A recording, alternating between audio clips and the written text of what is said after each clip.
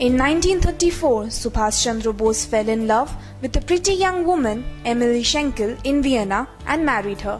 A daughter was born to them and they named her Anita. It was always very clear for my mother that my father's first love was his country, and that took precedence over everything else. My parents really had very little time with each other in the 30s and about a year and 3/4 in the 40s until he had to or decided to leave for Southeast Asia.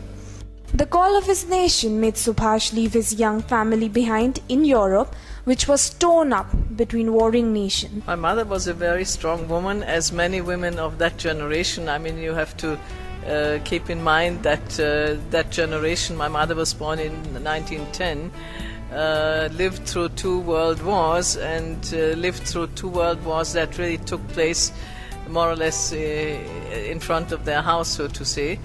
That is when my mother was a young woman and when I was a little child. For example, at the end of the Second World War, when I grew up in Austria, Austria had a Russian occupation force in living there, and the population had to deal with that. So the fact that that parent was not there was of course a very acute experience, but on the other hand, in my generation it was not all that rare, because quite a number of fathers got killed during the Second World War, and so there were quite a few children who grew up without a father.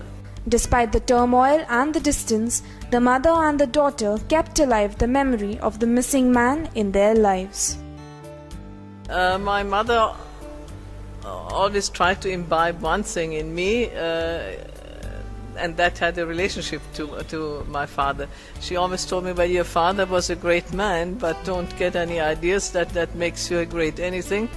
If anything, that gives you an obligation to try to be a decent person and do something useful, and it's no cause for you to stick up your nose, because that's his achievement and not yours or his family's achievement. As she grew, Anita understood the historic role her father had played in the liberation of his country, though not always agreeing with him fully.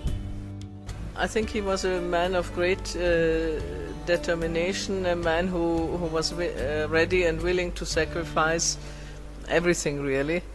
Ultimately his life also, which he risked, not only just in a sort of vague kind of way, but waging war.